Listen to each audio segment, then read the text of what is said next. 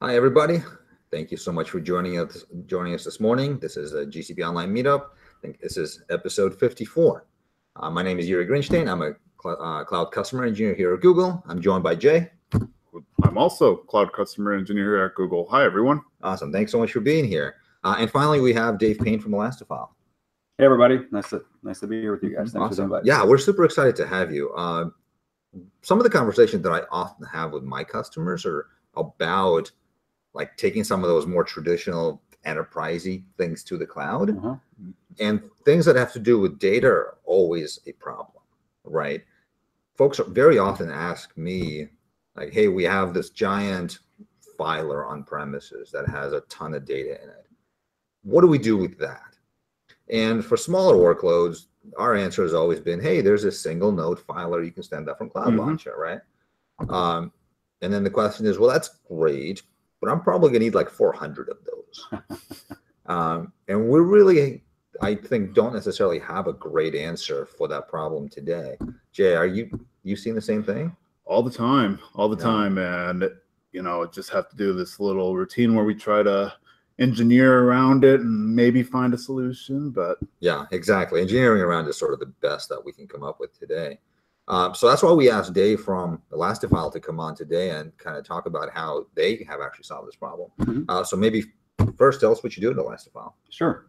Yeah, so at Elastifile, I run our customer success team. So I'm accountable for, you know, happy customers using our product, getting the most out of it, and you know, kind of expanding their usage and use cases and things like that. So I'm very hands-on. I'm in the field all the time. I live on airplanes, and you know, and in the cloud, actually. Very cool. And figuratively. Yeah. Awesome. Well, thank you so much for coming to Google today. We really appreciate it. All right. So now that we know who you are, we've established the thing that we're here to talk about. Tell us about Elastifile. Sure.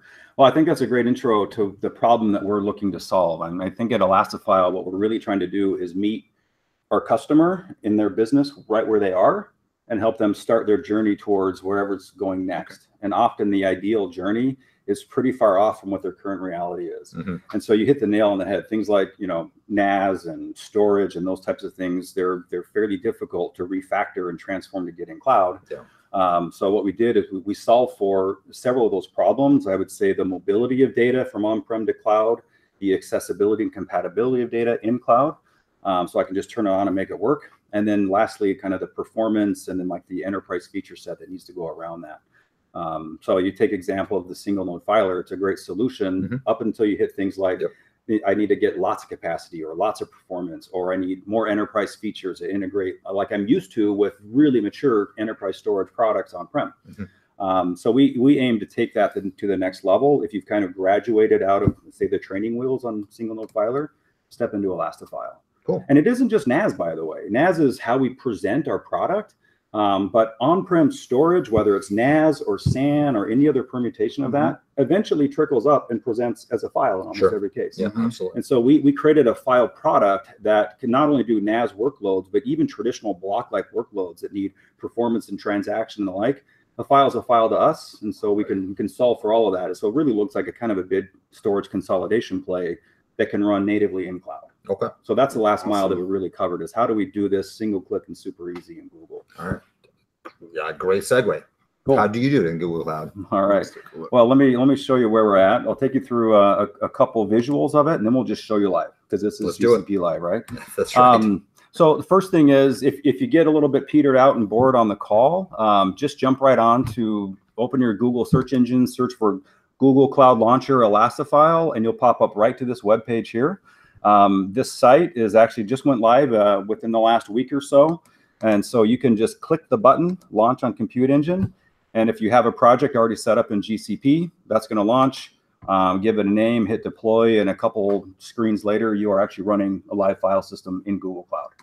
It's just that easy, right? And so there's a lot of details and links to blogs and things like that you can read. But essentially, that's the idea. Click, and you're ready to start running applications, whatever that might be, whether they're traditional databases or IT applications or even like vertical specific applications. We've seen a lot of interest with companies that have well-entrenched applications that have been around for decades, that they're either they don't want to refactor or they just can't. Right. So we found that it's a sort of a hand in glove fit to take these kind of applications in different industries and turn them on and go. All right. So let's say I did that. I launched it. What do I get? So great question. Let me skip ahead to what you get. This is what shows up. As soon as you click the button, you'll select a couple configuration options, the type of storage you want to use, whether you use local SSD or persistent SSD or even standard persistent disk. And we'll launch several cluster nodes inside of your Google Cloud Engine project. Okay. And so those nodes, we aggregate them together. We create a seamless file system. So all the performance and all the capacity is aggregated and then presents up through a single namespace to the customer. Okay. So you're running basically a compute cluster that's then presenting to the user as storage. That's exactly right. So I'll bring you into my project here. This is my live GCP project. And you'll see this these handful of nodes right here is the cluster that I'm running that I'll be doing the demo off of right now. So behind the scenes, this is what the kind of the machination looks like. And then from the front end, you've got this nice clean UI that you can navigate. So if you choose to look at things like how much capacity I have, what kind of performance I'm getting out of the system, how many people are connected to the system right now. And this is available. This is real time, correct? This isn't like aggregated from the previous day or anything like that. This dashboard showing. Yeah, this is real time stats of what's going on right now. How many? We'll see these as we go through the demo. We'll see these figures change on the performance side. This will be building real time as we go, and then I can go back and look at a little bit of history and see what's happened over the last few hours or the last day or so. Right, things like that. And I noticed a few references to something called data containers. Yeah. So I know that you kind of skipped over the primer, but it might actually make sense to go back to it and let's review exactly like what a data container is and obviously how that might be different from a compute container. Yeah, that's a great question. So so a little bit of level set. First one is NFS. We'll talk a lot about that. NFS is one of the most mature storage protocols in the industry. It's ubiquitous essentially in Linux and Unix type environments, and even actually becoming more popular in Windows environments as well. But this is the protocol that's used to present shared storage to an application or to an operating system or a compute container so they can share data and do their work. Okay. So we use native NFS clients. We don't have a proprietary client that's required. So the compatibility of the product is actually really well facilitated as a result. So if you're running a workload in the cloud, you're just seeing Elastifile as another NFS endpoint. Yes, we look like standard NFS. You don't even need to see that Elastifile exists. You just see an NFS mount it up, go do your work, and you're ready to go. Standardization is a great thing. Very simple. Certainly makes things easier if it's like looking to take up an application that's running on premise and move it to the cloud, right? The less you have to change it, the better you're gonna. At most, have to change the IP address they point to or the host name. All right. So let's review some of these like Elastifile specific concepts. Like what's the difference between a cloud file system and Cloud Connect? Okay. So the Elastifile Cloud File System is our primary storage product, if you will. Okay, that's what we build on top of GCE. So we consider that's where we run our high performance, kind of the tier 1 level applications. So think of it as your primary NAS, your primary storage array. That's what the Elastifile Cloud File System is. It's a full stack from the NFS presentation to the client through a distributed file system, distributed parallel file system, all the way down to the persistence layer where we actually write data to storage. So that we differ from a lot of other file systems in the sense that we do the whole thing. We don't require a shared SAN behind the scenes that writes to storage. We consume raw devices and we present the whole thing as a package. So it's turnkey for the end user at that point. That's great. So that's ECFS, the file system. Cloud Connect is a function of the file system, but it's a little bit distinct in that it's actually a companion file system that runs on object. Okay, so we solve for performance on primary storage with ECFS, and then we solve for capacity, massive capacity and cost with Cloud Connect. So Cloud Connect allows you to take any data set, whether it's run by Elastifile or file system or in any other storage in the world. Cloud Connect can typically reach in, grab not just a file or a set of files, but entire data sets like snapshots and ship them into object storage in a really efficient way. It moves data really quickly, really widely, and then it compresses it and deduplicates it, and it leaves it ready to be consumed by a primary file system. So this is this is one of the ways that we move data back and forth from on-prem and then between tiers and cloud. All right, very cool. So let's go back to your architecture diagram because I do have a question about the thing that you had said. Let's go back down to here. About sort of this idea of tiering, right? So it seems like you're exposing either cloud storage as a quote unquote backend, or possibly either local storage or persistent disk. Yeah. So tell me about how that works and kind of what are the functions of each one of those in this system? Sure. So the idea with Elastifile is we want to get your data to the right place at the right time with the right level of capability. Performance is really just a function, a capability feature of a product. So in the cloud file system, this is where we would leverage primary storage devices like local SSDs, persistent SSD, and standard PDs, things like that. We run the primary file system there. Cloud Connect allows us to reach into and expand that namespace into cloud storage. Got it. Okay, so we can use it. It gives us a variety of options. We can use it as a backup function, as an archive function, as a way to burst data sets between these tiers. Sure. So Cloud Connect is it's multi-directional. We can go east-west inside of Google Cloud, or we can go sort of north-south between a cloud instance and whatever's running outside of cloud. And that could be a separate project inside of Google. It could be an on-premise data center. It could be a hosting provider, any number of permutations. We designed Cloud Connect to be sort of any to any. Got it. Connect to my local files, then create a bucket in the object store and populate a version of the data out there. Okay. But so, to the consumers that are in this case running as Kubernetes deployments, containers, they really can't tell the difference. The only difference is latency and performance. Right. What they're going to see is they'll see a presentation of a data container, which is an abstraction to contain data as a manageable unit, as opposed to a compute container, which is for abstracting away a compute instance. So a data container, just for level setting, is analogous to a compute container that Docker or Kubernetes would use. Right. Same sort of idea, contain compute and then we contain data, but it makes it manageable and mobile. Right. So that's what we're doing in data containers is we're shipping a set of data into a data container to run. And then the customer just sees their data. All right. So behind the scenes, we can kind of make it fluid and accessible. All right. Sounds really cool. Cool. Can we see it work? Yeah, of course. So we already showed you the compute engine. We have some of these components here. You'll see a number of other nodes running inside of my project. I've got some Kubernetes clusters running with different applications and the like. And then I've got the Elastifile interface, and we'll use this one to give you a visual view of performance and things like that as we go. You can see, just to note, we've got a low level of performance right now, not that much load on the system. We got about eight connections. These are 8 active NFS connections to the cluster as we speak.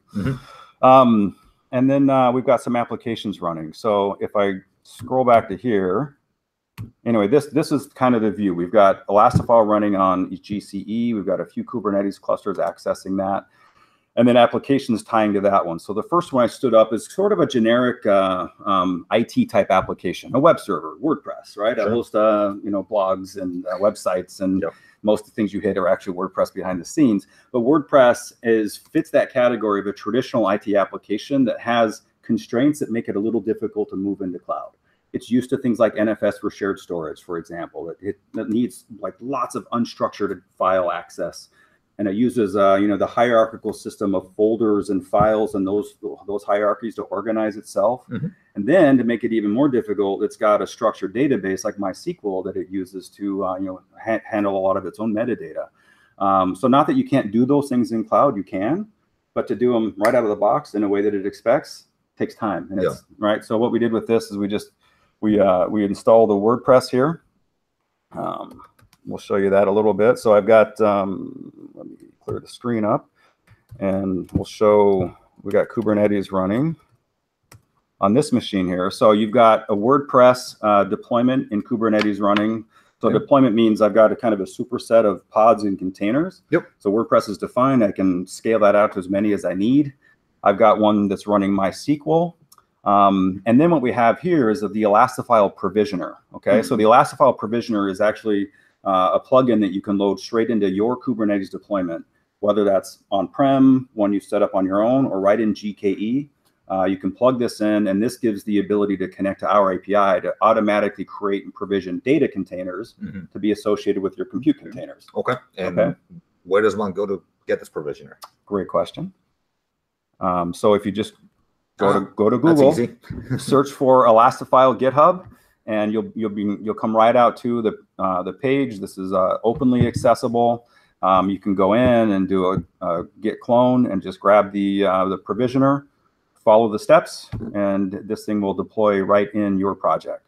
So let me, as an example, once you go through the steps there, go out to GKE, and you'll go into storage, and you'll see right in storage classes that Elastifile is a first-class citizen. Right. Interesting. Okay. So when you define the YAML file that describes the project in Kubi, you just reference the Elastifile name, and it'll know what to do. You can do persistent volumes and then claims on those, and it will automatically on the back end, it will create things like this. So you see these data containers. I'll biggie size that a little. So these data containers, these PVCs, those are persistent volume claims that Kubernetes created inside of Elastifile, and then it automatically attaches those to its applications. Okay. All right. Okay. Great. So as an example, let's just show you that stuff in action. I'll show you this one called DB right here. Mm-hmm. So DB has got a performance generation tool that we built inside of it. And we've got it running here on the system. In fact, I've already got the syntax here. So we'll scale this one. I have one replica running right now. And what this does, it makes several NFS connections to the cluster and starts just running load on it, okay? So it's running directly against the NFS endpoint. It's not like an application load testing tool. It's very similar to a busy NFS application. That's the whole point behind it, is to simulate a real workload. So this is sort of a read-write kind of a workload, and I've got one replica running. I'll just scale that out to 5, okay? And what happens is on the front end here, if I do look at the nodes running, there we go. Yeah. Yep. So all of a sudden we have Kubernetes does its thing. Before I could even hit enter, it's already deployed those 4 more containers. And so what they're going to do, they're going to spin up and they're going to start working against this data set out here. So you'll see that the graph is going to start creeping up. Yeah. Right. And really one of the points with performance in Elastifile that's really important to us is that we can scale linearly with the customer's application. Right. We think performance is important, but it's not more important than scale. Yeah. Right. When we get to large scale, it has to work just as well as it did with my first node as my 100th node. Right. So you can see this one's scaling up here, and actually we're getting decent performance just with a few nodes running. We're already pushing 1.5 gigabytes per second. So they call that a 10 gigabit link times 1.5. You know, so we're already saturating the capacity of a 10 gigabit link.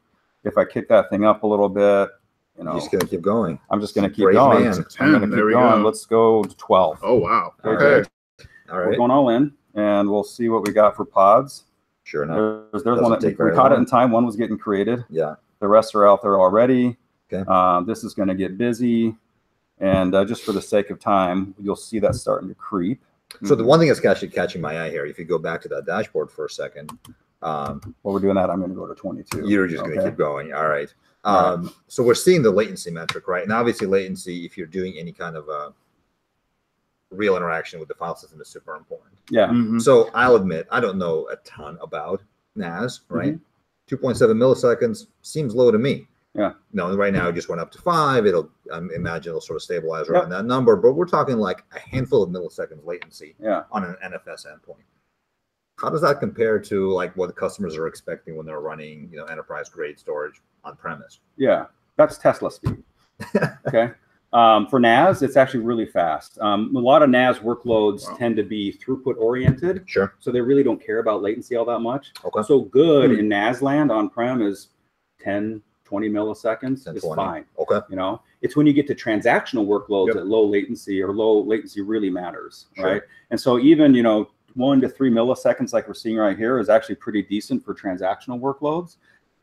But if what I'm showing you here is more of a large block streaming kind of workload, if I switch this to like, say, the MySQL database, where it's a lot of small reads and writes, they're 4 to 8K and they're highly transactional, lots of IO, this pattern would totally flip. The throughput would go down, the IOs would go through the roof, and the latency would drop to, less than 1 millisecond or so. Okay. So that's SAN speeds. That's what I'm saying, folks, when, you think I have to choose between SAN or NAS, block versus file, you don't have to make that choice, right? We said NAS is awesome because the interfaces are so simple. Yeah. So we delivered that with like in the back-end performance of what block would need. So we can handle these, just about any workload. We've been able to swallow those up and kind of solve it through an individual cluster. Okay. And by the way, in Google, what's really awesome about this is this idea of single click deploy. I can launch a new cluster for a completely different application on demand and run as many clusters as I like. That's the beauty of cloud. I don't have to, on-prem, you always have to kind of solve for the whole picture with a single solution, because once you buy it, you're in it for 5 years, right? So I need the ultimate car. So that's why we end up with like IT minivans, right? When I really need a dump truck and a Tesla, right? I need both, but how do I get them in the same engine? The cloud actually allows us to do both on demand, single click. I mean, from the time you hit launch to you're running data, it's 3 minutes or something, right? It depends how fast you can click on the options and go. Now, would this be something you could launch into an existing application or just a new application, or? Anyone that talks NFS, we're good.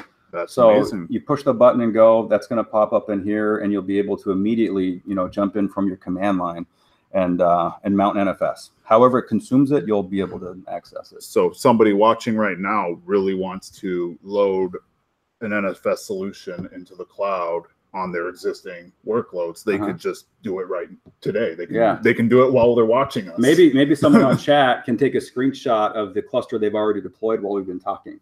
That's not uncommon when we're doing demos like this for people just to go try it on their own. What's better than getting behind the wheel? Yeah, that's right. For a drive, right? So I do want to ask you, like, we got all this load running against the system. We're, like you said, right, we're saturating, I think at this point, close to 3 we have 10 gigabit 3 links? 10 gigabit links are fully saturated right now. What are the nodes that are supporting this load doing? Are you running out of capacity? Let's take a look. So you can see my virtual controllers are running back here. They're busy. See the CPU utilization? Yeah. They're pushing 70-75% utilization right now. But you still got some headroom here. Yeah, we got some room to go. And we got plenty of connections there. So they're doing 45. What's our total? 100 and something, 113 connections. We were at 8 a few minutes ago. Yeah. We've spun this up to 10,000 concurrent connections. We don't really know what the limit is. We challenge someone to push us and find it. And so if you need more, we just add more nodes into the cluster, programmatically pop them in, and just let it keep on going. All right. Very cool. And this thing will just keep going up and to the right.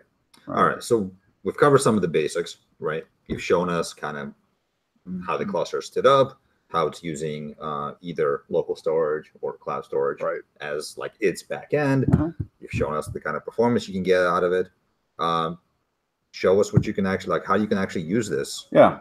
Well, we thought an interesting use case, if you take the, here's a little WordPress website. So this little website is actually running straight off of that WordPress server that we have running in our Kubernetes cluster. And we'll just call this kind of a place where people aggregate their pictures of plants, for example, right?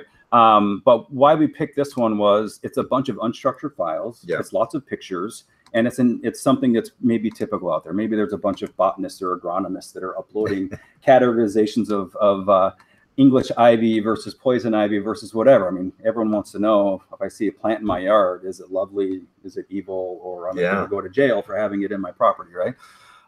So we have that one running here. But an interesting use case is, let's take the intelligence that the humans put into this by categorizing these, and let's let TensorFlow look at it.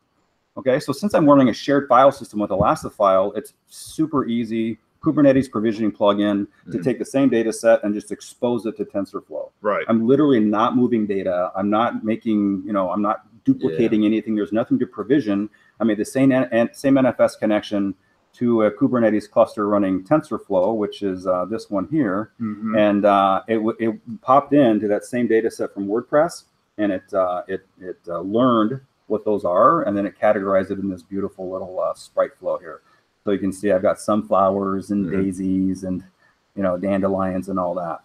So where this data is, like, from the perspective of the WordPress app, is just files on disk, right? It's not in the database. It's not like in the database. Is that correct? Yeah, WordPress it captures metadata in the database, and then the file content itself is exposed in a file hierarchy. Okay, and that's why something like TensorFlow can get at it, because it's literally just going against those same files on disk. Yep, the same share is exported. Out of the Elastifile side, you can see the data container view. I'll just show you one of them. We'll pick this one.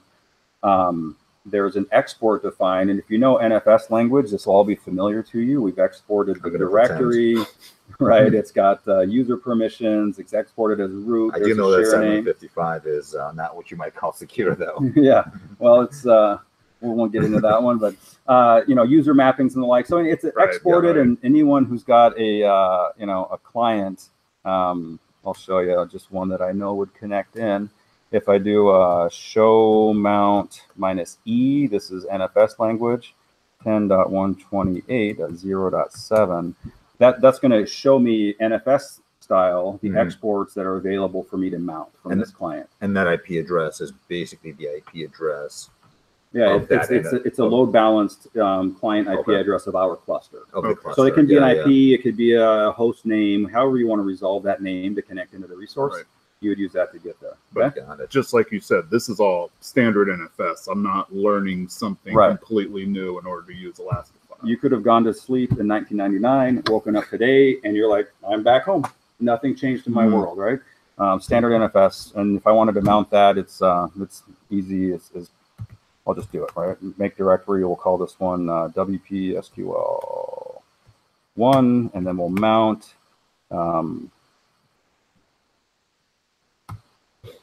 And I'll do WP SQL1. You see which one I'm doing? That's the share name that's right here. Yep. And then I'll mount that to WP SQL1, and I'll just do an LS on it. Oh, there's my shared data, right? Okay. So that's what we did. That data is there, and it's immediately accessible. If I'm TensorFlow, I just point my TensorFlow at that, and I can retrain against it and see it, right? So very cool. Yeah, I really love just how easy this looks. The fact that you're right, you can literally just like, you don't have to learn a new paradigm. You don't have to learn a new like network connection syntax. It is literally just NFS. They're ready to go. But you're also taking advantage of some of the like core strengths of Google Cloud, right? The fact that these nodes are just going to deliver the performance that you need. The fact that the only thing that's really capping you is like the infrastructure that you stand up to support it, right? Like the network throughput on those nodes is basically capped by the CPUs, right? Number of CPUs on them. So if you need more throughput, just stand up bigger nodes. Yeah. Right. If you need to scale out linearly, just make your cluster bigger. Right. If you need more data, your cloud storage buckets are just going to scale forever. Right. So you can just have as much data and basically as fast as you need it. Yeah. Like by really taking advantage of like like Google's infrastructure. Right. Absolutely. Yeah. That we found that there was a thin line of gap between this amazing worldwide scalable infrastructure that Google has on demand and the applications that people are actually running. Yeah. You know, things like TensorFlow are actually really interesting. They're visually appealing, but not many people are actually using those yet. Right. I would tell you, I've been in IT for 20 something years. There's more of these out there than there are of these. Yeah, that's very true. Because these are out here, there's just an amazing amount of latent content that's waiting to be, tapped into with machine learning and AI and some of these modern day functions. But we need to meet customers where they are. So you want to get in cloud, but again, there's that layer. So we just kind of close the gap on that. The compatibility, we take GCE and GCS and we make them very accessible, right? That's kind of the idea. It's amazing. Cool. All right. I think we're probably at a point where we can start to wrap up. If you wanted to leave our audience with one thing to remember about Elastifile, what would you say? Just throw a slide up and show it that way. I'll put my summary slide on it. The idea with us, again, enterprise grade scalable NFS in Google Cloud. So single click, my applications are running. That's one thing to remember. And I will also solve for getting data in and out of cloud, right? So it just takes a lot of the gap and a lot of the pain and the factor out of that one. I think the last thing I would say is just go try it. Pop out, go to launcher, click on that one and give it a shot. Got any questions, just reach out. We're happy to help. All right, cool. Awesome. Jay, do we have any questions on the chat that we should address? We do not. Awesome. All right, then I think we'll wrap it up. Thank you so much, everyone. Really appreciate your time today. Jay, thank you so much for being here today. Of course, love being here. And thank you for being here. You got it. Yeah, we appreciate the time, guys. Thanks. Really appreciate it. Okay. And folks, come back next week when Michelle and I will be talking to Vince Gonzalez from our big data specialist team about some advanced topics in streaming data processing. All right. We'll see you all next week. Take care.